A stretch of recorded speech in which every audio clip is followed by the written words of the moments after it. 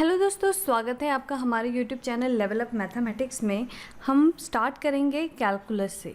ठीक है, कैलकुलस एक लैटिन वर्ड है। कैलकुलस एक लैटिन वर्ड है जो कि जिसका मतलब क्या होता है इंग्लिश में स्मॉल पेबल। ठीक है, ये डिराइव हुआ है एक लैटिन वर्ड से जिसका मतलब होता है स्मॉल पेबल। अब आप सोचेंगे स्मॉल पेबल, ये पेबल का क्या काम है इंग्लिश में, मतलब ये मैथमेटिक्स में। ठीक है, इस मैथमेटिक्स में हम पेबल क्या कर रहा है। ठीक है, लेकिन अगर आप याद करें नर्सरी और एलकेजी क्लास में सबसे पहला हमारे पास जो इंस्ट्रूमेंट आता है वो है एबैकस, राइट। जो एबैकस है उसमें क्या होता है, ये स्मॉल पेबल जो कि क्या करता है, कैलकुलेट। तो कैलकुलस एक टर्म यूज़ हुआ कैलकुलेटर से, या फिर हम स्मॉल पेबल यानी एबैकस की बात करें तो क्यों, ताकि ये चेंजेस को कैलकुलेट कर सके। ठीक है, तो मैथमेटिक्स में खाली कैलकुलस ही तो एक ब्रांच तो नहीं है, डिफरेंट टाइप के ब्रांचेस है, जैसे कि ज्योमेट्री है ना। फिर उसके बाद में हम बात करते हैं अलजेब्रा की। ठीक है, फिर हम बात कर सकते हैं प्रोबेबिलिटी की। ठीक है, अब आप ये सोचोगे कि जैसे कि ज्योमेट्री के बारे में हमने बात की, तो ज्योमेट्री जैसे ही मैंने वर्ड बोला आपके दिमाग में क्या है, शेप्स। क्या आया, शेप्स। यहाँ से मैं कलर चेंज कर लेती हूँ थोड़ा बेटर अंडरस्टैंडिंग के लिए। कैसे आया, शेप्स। ठीक है, शेप्स में जैसे कि डिफरेंट साइजेस हुए। ठीक है, जैसे कि ट्रायंगल, ठीक है, जैसे कि रेक्टेंगल। ठीक है, तो ये सारी चीज़ें क्या आ गए ज्योमेट्री में। अलजेब्रा क्या सोचते हैं आपके दिमाग में क्या है, बहुत सारे different x, different y, right, ये सब आपके दिमाग में आ रहे हैं। अलजेब्रा से आपके दिमाग में क्या आया, एक्स और वाई। लेकिन एक्चुअल में अलजेब्रा हम किस लिए यूज़ करते हैं, अलजेब्रा जो दो चीज़ों के रिलेशनशिप्स, ठीक है, जो डिपेंडेंसी होती है एक दूसरे के ऊपर, उस चीज़ को डिटरमाइन करने के लिए हम क्या यूज़ करते हैं, अलजेब्रा। ठीक है, अब प्रोबेबिलिटी क्या है, चांस। ठीक है, जैसे कि आप कह सकते हो कि एक कितने चांसेस हो सकते हैं कि हमारे पास मल्टीवर्स हो। ठीक है, या फिर एक टाइप से कि कितनी प्रोबेबिलिटी है कि मैं लॉटरी जीतूं या आप ड्रीम 11 में जीतें, इसकी प्रोबेबिलिटी क्या है। ये सारे टर्म्स रियल लाइफ में हम सब कुछ यूज़ करते हैं, रिलेशनशिप्स एक्स और वाई के बीच में डिटरमाइन करने का, उसे हम क्या कहते हैं, अलजेब्रा। ठीक है, एक चांस की चीज़ को कैलकुलेट करने के लिए हम क्या मैथ्स में यूज़ करते हैं, probability. Different shapes and sizes के बारे में जैसे ही सोचते हैं तो वो क्या आ जाती है, ज्योमेट्री।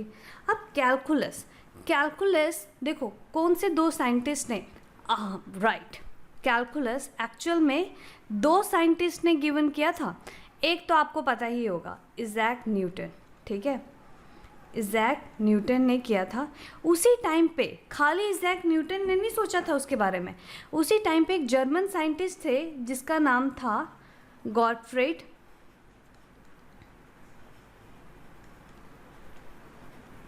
William Lebanese. तो विलियम हम छोड़ देते हैं, ठीक है, लेबनिज। इन दोनों ने मिलकर कैलकुलस वर्ड डिटरमाइन किया। अब कैलकुलस एक्चुअल में किस चीज़ को स्टडी करता है, चेंज को। प्रोबेबिलिटी जैसे स्टडी करता है चांस को, तो कैलकुलस किस चीज़ को स्टडी करता है, चेंज को। ठीक है, ये आपको एक्चुअल में इंट्रोडक्शन है कि कैलकुलस एक्चुअल में दिख का कंसेप्ट क्या है। ठीक है, अब मैं जैसे कि हमने एक फेमस कहानी तो सुनी है इज़ैक न्यूटन की कि एप्पल का नीचे गिरना। जैसे कि यहाँ पे वो एक पेड़ के नीचे बैठे हुए हैं और पेड़ के नीचे में एक एप्पल गिरता है। ठीक है, वहीं साइमल्टेनियसली वहाँ पे अर्थ के ऊपर सन, मून एंड स्टार्स भी हैं। तो इज़ैक न्यूटन ने सोचा कि ये जो सन है ये क्यों नहीं नीचे गिरा। ठीक है, या ये फिर मून है, हमें नहीं पता कहानी दिन के टाइम पे हो रही थी या रात के टाइम पे। ठीक है, it might be just a story, but उन्होंने ये कंसेप्ट सोचा कि ये एप्पल है, ये तो पेड़ के नीचे गिर गया, लेकिन ये जो सन एंड मून है ये क्यों नहीं पेड़ के नीचे गिर रहे। तो उसका उन्होंने एक रीज़न सोचा कि ये जो ग्रेविटी है, मतलब ये जो अर्थ के नीचे एक, अर्थ भी तो एक मास है ना, जो ग्रेविटेशनल फोर्स है वो क्या है, inversely proportional to the square of the distance. ठीक है, जो डिस्टेंस के ना ये इन्वर्सली प्रोपोर्शनल है। अगर वो हम उन्होंने जैसे कि ये नोटिस किया कि जितना ज़्यादा फोर्स, ठीक है, जितना ज़्यादा फोर्स हो, ये फोर्स का और ये हम डिस्टेंस का अगर ग्राफ डिटरमाइन करें, ठीक है, तो जितना ज़्यादा फोर्स हो, मतलब जितना कम डिस्टेंस है उतना ज़्यादा फोर्स लग रहा है। मतलब ये दो अर्थ के एप्पल के रिस्पेक्टिव में कम डिस्टेंस है ना मून के रिस्पेक्टिव में या सन के रिस्पेक्टिव में, तो एप्पल तो उतनी तेज़ी से गिर गया तो उस पर ज़्यादा फोर्स लगा, ठीक है। वहीं at the same time sun and moon, उसका फोर्स कम क्यों हो गया? रीज़न क्या था हमारा? क्योंकि इनका डिस्टेंस काफ़ी ज़्यादा था। अब जैसे कि हम इस ग्राफ में देख रहे हैं कि जितना कम डिस्टेंस है उतनी ही ज़्यादा फोर्स होती है। बट यहाँ पे न्यूटन क्या डिस्कस करना चाहते थे, ठीक है, अगर मैं ये ग्राफ का स्लोप लूँ या फिर मैं एक सिंपल सी मैं इसको एक स्ट्रेट लाइन के ग्राफ से कंपेयर कर दूँ, ठीक है, और यहाँ से मैं एक स्ट्रेट लाइन पास कर दूँ, तो इतना स्ट्रेट नहीं दिख रहा है बट ये y एंड ये x एक्सिस है एंड ये एक स्ट्रेट लाइन है। तो अगर मैं स्ट्रेट लाइन की बात करूं तो और इनके यहाँ के मतलब इसका स्लोप निकालने की कोशिश करूं, या जिसे हम ग्रेडियंट भी कहते हैं, तो वो स्लोप निकालने की अगर मैं बात करूं तो वो स्लोप, जैसे कि ये दो, हमें क्या करना है, हमें कोई भी दो पॉइंट्स के बीच का क्या करना है, डिफरेंस करना है, और हम जान जाएंगे कि उसका स्लोप क्या है। और ये स्लोप क्या होता है, हमेशा कांस्टेंट होता है। ये स्लोप अगर मैं इस दो पॉइंट पे जानूँ या इस दो पॉइंट पे जानूँ तो हम क्या कर सकते हैं, हमारा स्लोप हमेशा क्या होगा, सेम, जो कि क्या होगा y2 माइनस y1 और यानी x2 माइनस x1, ठीक है, ये हमारा स्लोप होगा। बट हम यहाँ पे अगर देखा जाए तो यहाँ पे हम इसका अगर ग्रेडियंट जाना जाए तो ऑब्वियसली फोर्स अपवर्ड की तरफ ये कुछ ज़्यादा स्टीप होते जा रही है, ठीक है, और ये डाउनवर्ड की तरफ क्या है, ये भी कम स्टीप है, यहाँ पे ये हॉरिजॉन्टल हो जाएगी। तो हम इसके बीच का जो पॉइंट है, ये वाला पॉइंट, अगर हम यहाँ से अगर स्ट्रेट लाइन करें, ठीक है, तो ये क्या हो गया, एक टेंजेंट हो गया। अब इस टेंजेंट को कैसे कैलकुलेट हम करें, ठीक है, ये टेंजेंट को कैसे कैलकुलेट करें। अब ये टेंजेंट यहाँ पे ज़रूरी तो नहीं है ना कि इसका स्लोप हमेशा हमें इसी पॉइंट पे जानना है, ठीक है, किस पॉइंट पे जानना है, हमें इस पॉइंट के ऊपर जानना है कि इसका टेंजेंट की वैल्यू क्या होगी। इस पॉइंट पे हम जान नहीं सकते। और जैसे कि हम जानते हैं कि सर्कल का एक पॉइंट को जो टच करता है उसे हम क्या कहते हैं, टेंजेंट। और बट सर्कल के जो ऊपर के जो पॉइंट्स होते हैं इसे क्या कहते हैं हम, सीकेंट्स, ठीक है, कॉर्ड्स कहते हैं ना। ये कुछ हम इसके आसपास के जो पैरेलल लाइंस हैं वो तो एटलीस्ट दो पॉइंट को कट कर रहे हैं, और जो हमेशा इनकी वैल्यू क्या होने वाली है, सिमिलर होगी, ठीक है। इसी तरीके से अगर ये ग्राफ को देखा जाए तो एक पर्टिकुलर एक सर्कल बनता है, ठीक है।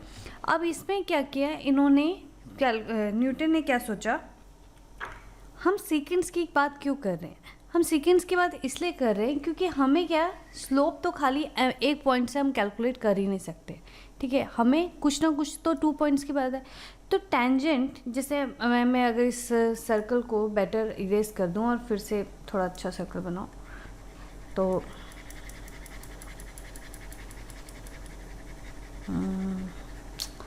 वेट अ सेकेंड,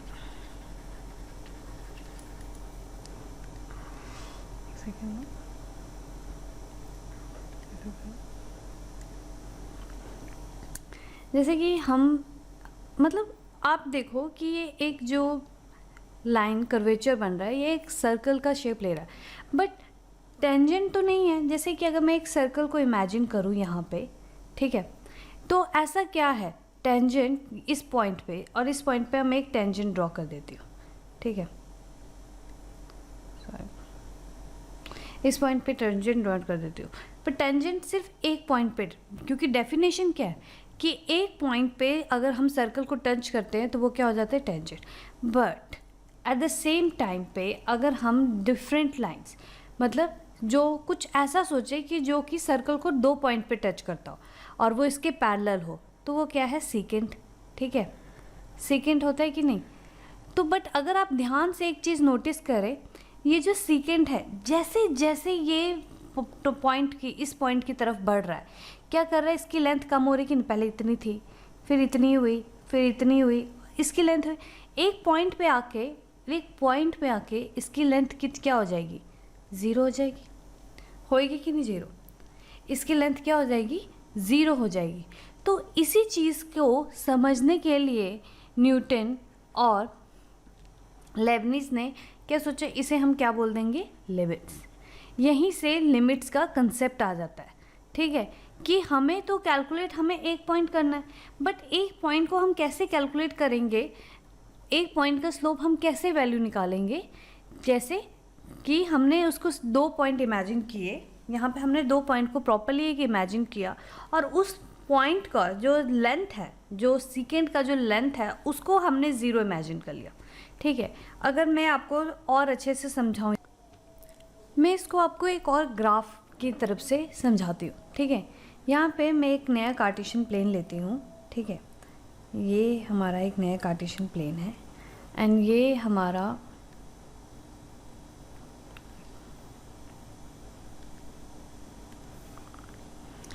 हमारा एक ग्राफ हो गया,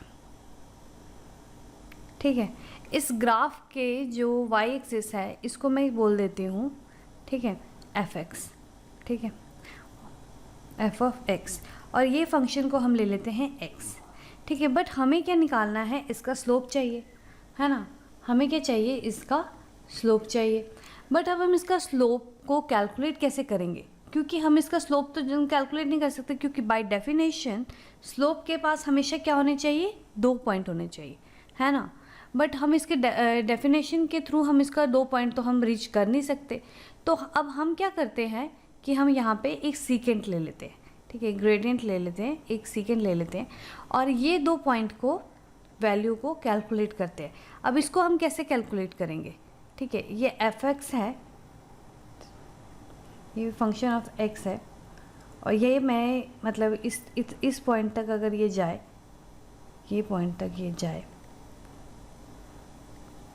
तो ये क्या कहेगा, इतने डिस्टेंस को हम h कहते हैं, क्योंकि हमारा क्या, ये जो डिस्टेंस है इसने कैलकुलेट किया बाय जो कन्वेंशन है, इसको क्या बोलते हैं, x। तो ये क्या हो जाएगा, x प्लस एच होगा कि नहीं, ठीक है। ये पूरा ग्राफ एफ एक्स है, ठीक है। अब ये पॉइंट x है, तो यहाँ पे फंक्शन क्या होगा, एफ एक्स होगा, राइट, ठीक है। और यहाँ पे अगर पॉइंट एफ एक्स है, तो यहाँ पे इस पॉइंट पे फंक्शन क्या होगा, F of x plus H होगा कि नहीं, राइट। अब हमारे पास 2 पॉइंट हो गए, ठीक है। तो अब हमें क्या करना है कि अब हमें इस पॉइंट का स्लोप जानना है, तो लिमिट, अब हम क्या करेंगे, लिमिट जो कि यहाँ पे h को कहाँ पे पहुँचाना है, 0 पे, ठीक है, h टेंस टू 0, ठीक है, f of x plus H, ठीक है, minus F x upon x plus H minus x, ठीक है। ये हमारा फंक्शन हो गया। एंड इसे अगर हम देखा जाए, तो ये अगर आप ध्यान से देखें, तो मैं एक सेकेंड इसको पूरा अच्छे से इरेज ही कर देती हूँ। तो यहाँ पे m जो इसका सीकेंट था, ठीक है,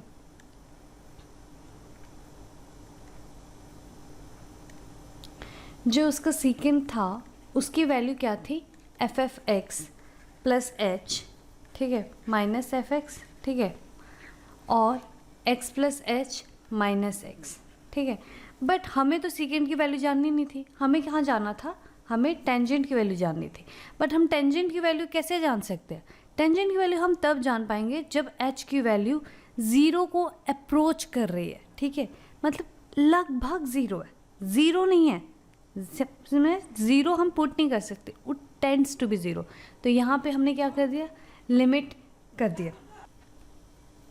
लिमिट हम किसको अप्लाई कर देंगे, सीकेंट को। तो ये क्या बन जाएगा, एक्चुअल में ये बन जाएगा टेंजेंट, ठीक है। तो m10 की वैल्यू क्या हो जाएगी, ठीक है, मतलब स्लोप को जानने के लिए हम क्या कर देंगे, लिमिट, ठीक है, जहाँ पे h किसकी तरफ है, 0 की तरफ, और हमारा फंक्शन क्या है, F of x plus H, ठीक है, माइनस एफ ऑफ एक्स, ठीक है, x plus H minus x, ठीक है। यहाँ पे h की वैल्यू हम डायरेक्ट 0 नहीं पुट करेंगे। आपने बड़े सारे क्वेश्चन देखे होंगे, जैसे अगर मैं यहाँ पे एक क्वेश्चन डाल दूँ, यहीं पे मैं आपको एक लिमिट का एक क्वेश्चन का डेमो दिखा देती हूँ। जैसे कि आपने यहाँ पे एक लिमिट का एक क्वेश्चन है, यहाँ पे x टेंड्स टू, मैं कहती हूँ 4, ठीक है, और क्वेश्चन के ऊपर ये है x² - 16 अपॉन x - 4। तो आप क्या डायरेक्ट 4 की वैल्यू पुट करेंगे? नहीं। क्यों नहीं करेंगे? क्योंकि फिर तो हम इस इनडिटरमिनेट फॉर्म, फिर तो हम वापस उसी पॉइंट पे आ गए कि हम इसकी वैल्यू कैलकुलेट नहीं करते। तो न्यूटन ने सोचा कि मैं उस स्लोप की वैल्यू नहीं जान सकता। यहीं से कैलकुलस का डिटर्मिनेशन हुआ था एक्चुअल में, कि न्यूटन ने क्या सोचा कि मैं स्लोप तो निकाल नहीं सकता, बट मैं उसके अप्रोच, उसके नियर बाई तो मैं पहुंच ही सकता हूँ कुछ ना कुछ करके। तो यहाँ पे क्या किया, यहाँ पे उन्होंने क्या किया, इसको फैक्टराइज कर दिया। जैसे इसको फैक्टराइज कर दिया, ये क्या हो गया, x - 4 अपॉन x + 4, ठीक है, अपॉन x - 4, ठीक है, ये यहाँ से कट गया। एंड यहाँ पे इस टाइम पे स्लोप की वैल्यू क्या हो जाएगी, x टेंड्स टू 4, यहाँ पे क्या हो गया, 4 + 4 हो गया, और इसका आंसर क्या हो जाएगा, 8। तो यहाँ पे आपने देखा कि हमने कैलकुलेट कैसे किया, ठीक है। तो ये क्या है, ये जो m टेंजेंट है, ये हमारा फर्स्ट प्रिंसिपल ऑफ वो है लिमिट्स, ठीक है। इसी तरीके से हमारा प्रिंसिपल ऑफ लिमिट्स यही कहलाता है कि हमें एक्चुअल में कहाँ जाना है, हमें नियर बाई तक जाना है, ठीक है। और एक बार हम नियर बाई पहुँच गए, हम रियल वैल्यू जान जाएंगे, इसीलिए लिमिट्स आए। धीरे धीरे आप जानेंगे डिफरेंशिएशन और इंटीग्रेशन क्या होता है। अगर आपको ये लिमिट्स की वीडियो पसंद आई कि कैलकुलस कैसे न्यूटन ने सोचा, तो वीडियो को लाइक करें, अपने फ्रेंड्स के साथ शेयर करें, और अगर आप हमारे चैनल में पहली बार आ रहे हैं तो इसे सब्सक्राइब करें, ताकि आप ऐसी इंटरेस्टिंग मैथ्स की वीडियो मिस ना कर सकें। Thanks for watching.